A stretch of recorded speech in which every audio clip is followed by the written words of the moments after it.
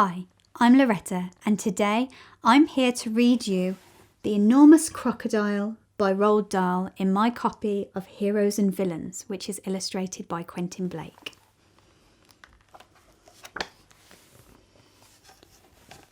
In the biggest, brownest, muddiest river in Africa, two crocodiles lay with their heads just above the water. One of the crocodiles was enormous. The other was not so big. "Do you know what I'd like for my lunch today?" the enormous crocodile asked. "No," the not-so-big one said. "What?" The enormous crocodile grinned, showing hundreds of sharp white teeth. "For my lunch today," he said, "I would like a nice, juicy little child." "I never eat children," the not-so-big one said. "Only fish." "Ho, ho, ho, ho!" cried the enormous crocodile.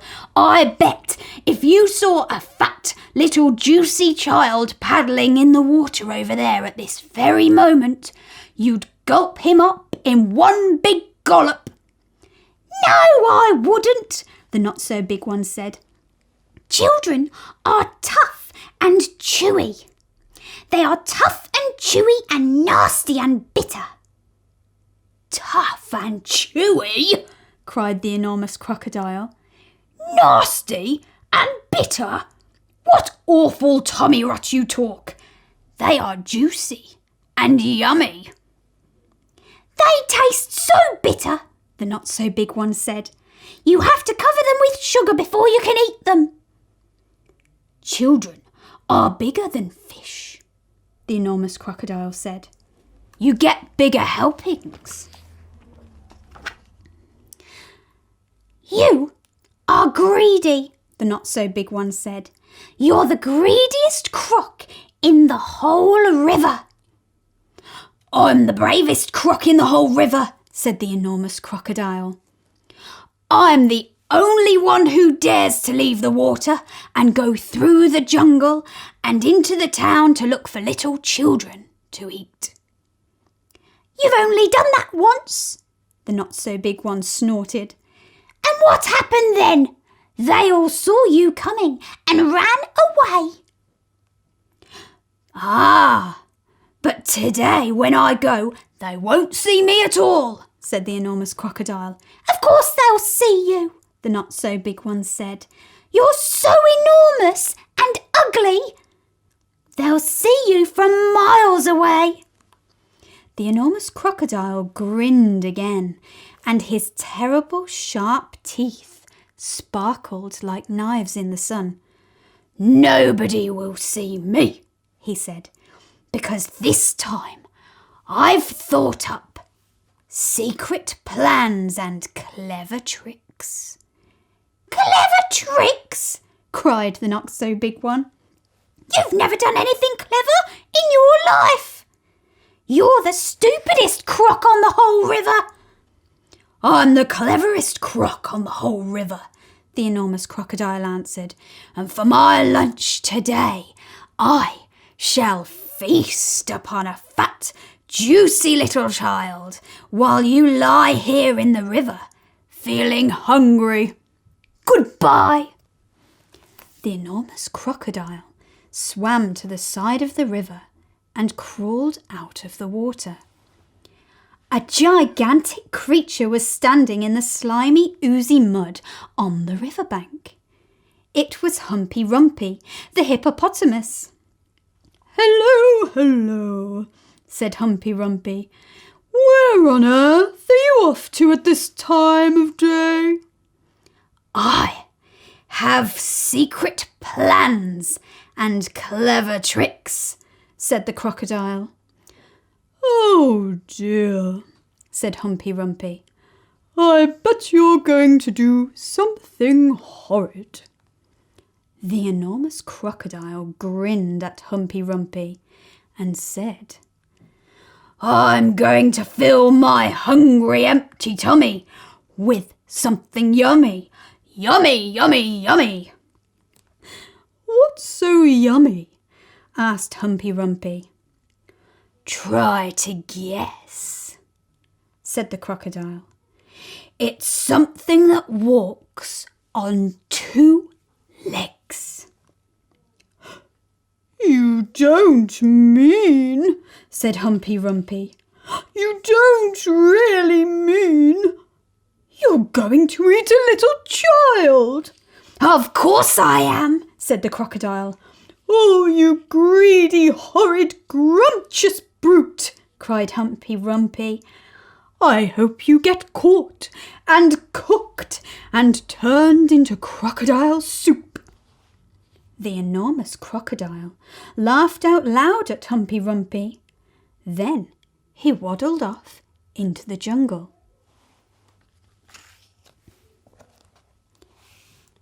Inside the jungle, he met Trunky, the elephant.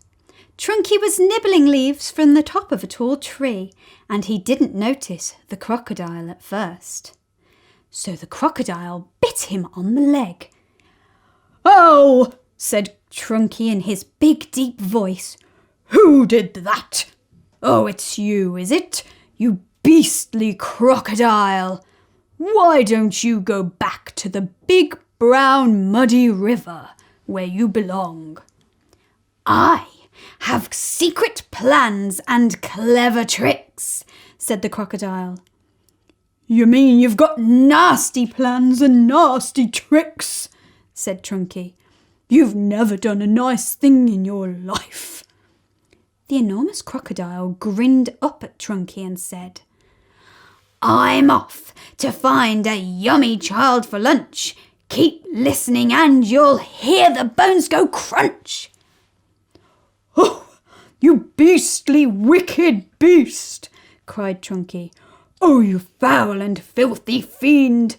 I hope you get squashed and squished and squizzled and boiled up into crocodile stew." The enormous crocodile laughed out loud and disappeared into the thick jungle. A bit further on, he met Mugglewump, the monkey. Mugglewump was sitting in a tall tree eating nuts. "Hello, Crocky," said Mugglewump. "What are you up to now?" "I have secret plans and clever tricks," said the crocodile. "Would you like some nuts?" asked Mugglewump. "I have better things to eat than nuts," sniffed the crocodile. "I didn't think there was anything better than eating nuts," said Mugglewump. "Ha ha ha," said the enormous crocodile. "The sort of things that I'm going to eat have fingers, toenails, arms, legs and feet." Mugglewump went pale and began to shake all over. "But you aren't going to really gobble up a little child, are you?" he said. "Of course I am," said the crocodile. "Clothes and all, they taste better with clothes on." Oh, you horrid hoggish croc!" cried Mugglewump. "You slimy creature! I hope the buttons and buckles all stick in your throat and choke you to death." The crocodile grinned up at Mugglewump and said, "I ate monkeys too."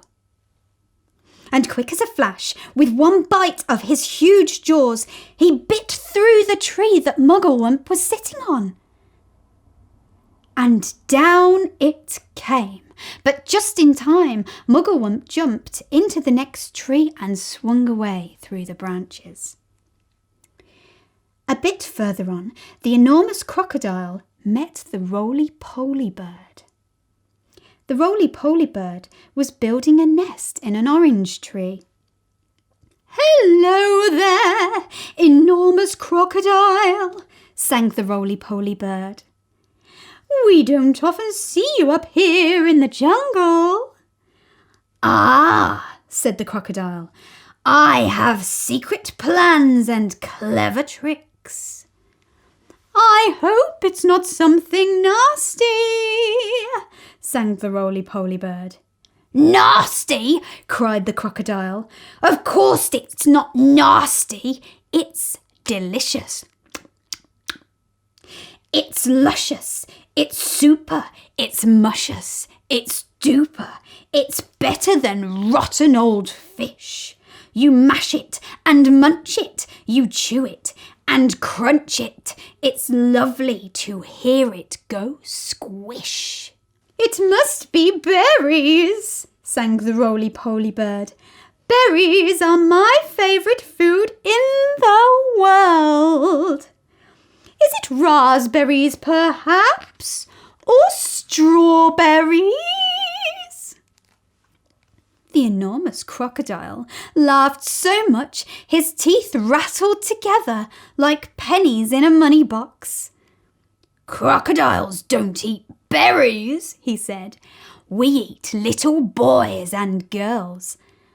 Sometimes we eat roly-poly birds as well. Very quickly the crocodile reached up and snapped his jaws at the roly-poly bird.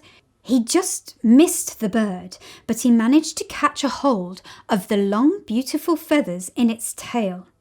The roly-poly bird gave a shriek of terror and shot straight up in the air, leaving its tail feathers behind in the enormous crocodile's mouth.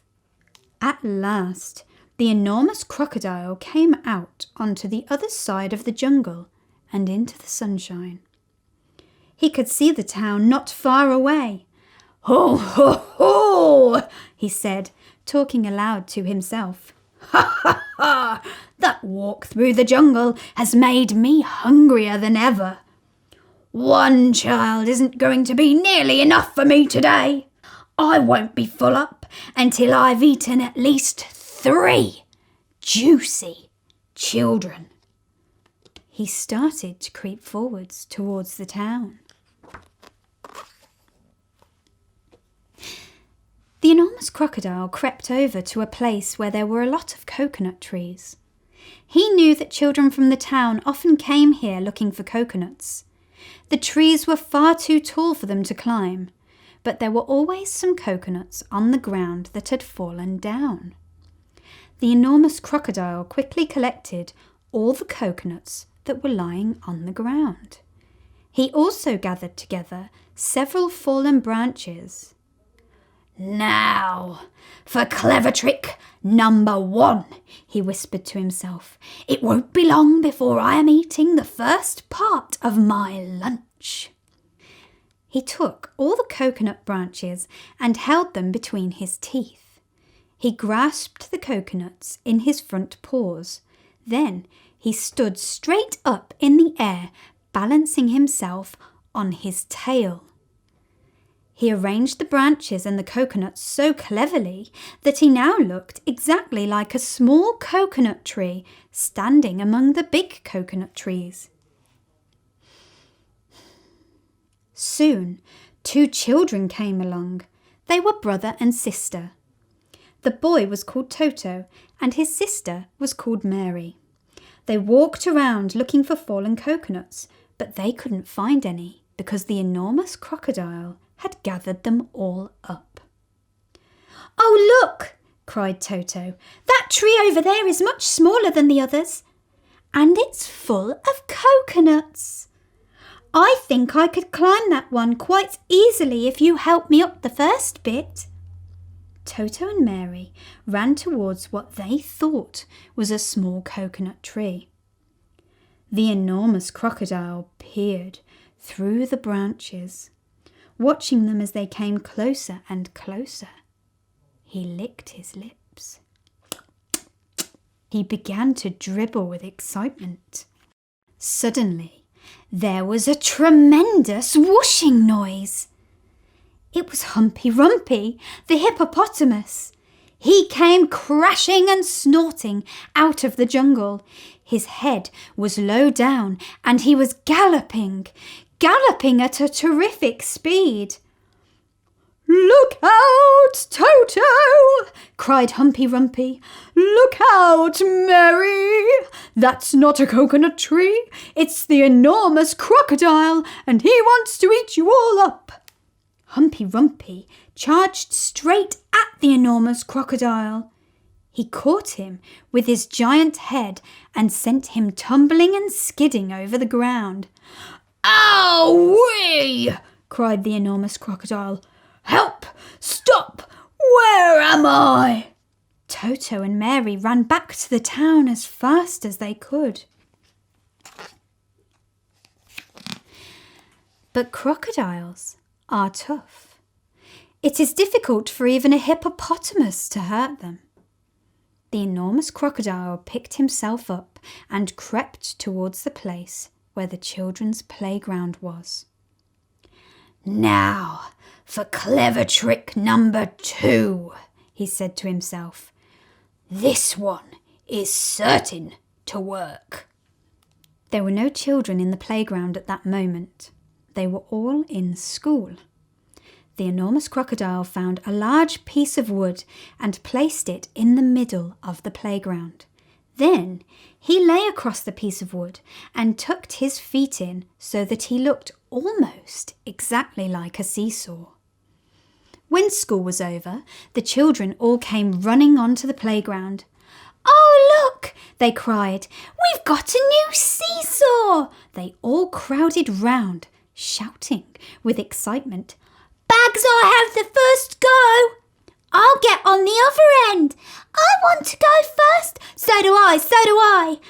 Then a girl who was older than all the others said, "It's a rather funny, knobbly sort of a seesaw, isn't it? Do you think it'll be safe to sit on?" "Of course it will," the others said. "It looks strong as anything."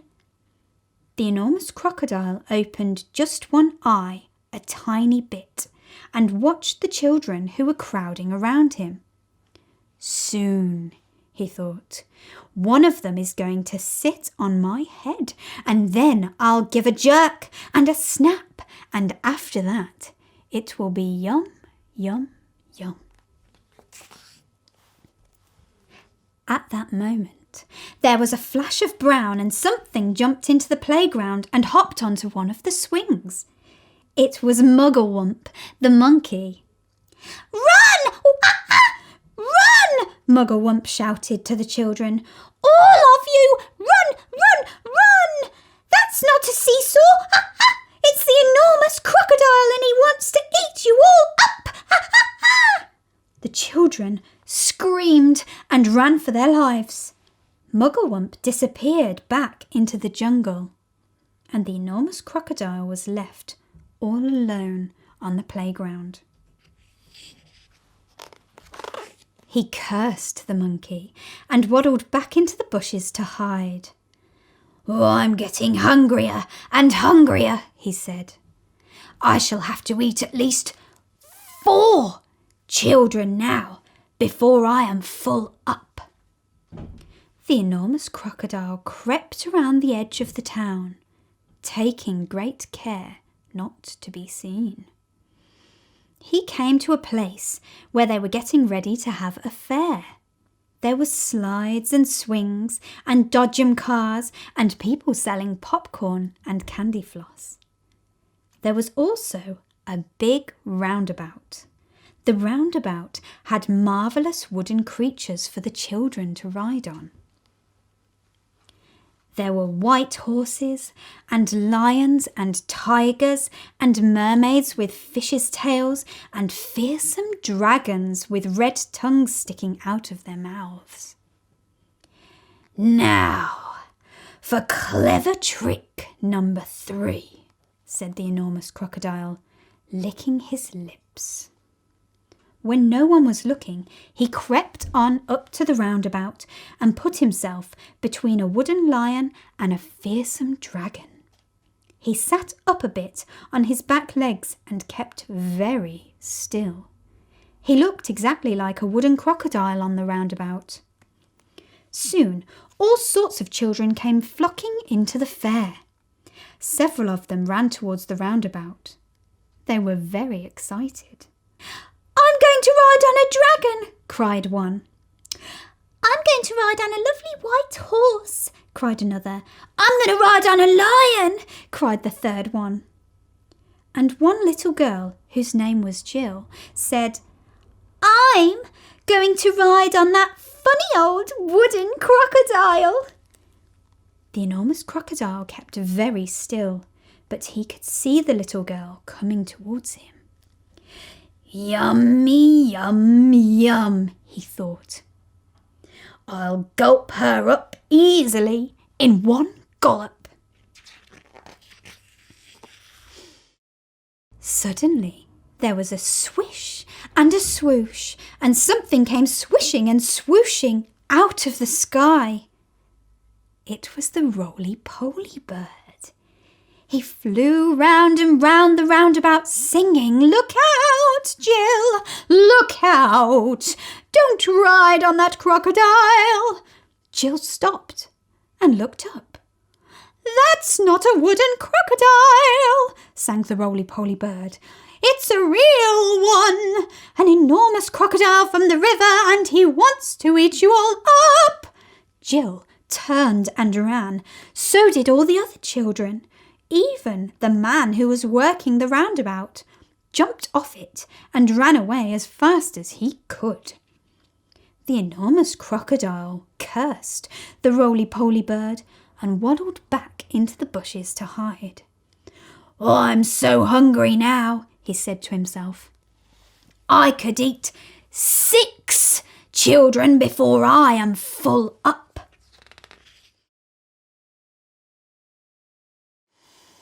Just outside the town, there was a pretty little field with trees and bushes all around it. It was called the picnic place. There were several wooden tables and long benches, and people were allowed to go there and have a picnic at any time. The enormous crocodile crept over to picnic place. There was no one in sight. "Now for clever trick number 4, he said. He picked a lovely bunch of flowers and arranged it in one of the tables. From the same table, he took away one of the benches and hid it in the bushes. Then he put himself in the place where the bench had been. By tucking his head under his chest and by twisting his tail out of sight, he made himself look very much like a long wooden bench with 4 legs. Soon, 2 boys and 2 girls came along carrying baskets of food. They were all from one family, and their mother had said that they could go out and have a picnic together. "Which table shall we sit at?" said one. "Let's take the table with the lovely flowers on it," said another. The enormous crocodile kept as quiet as a mouse. "I shall eat them all," he said to himself.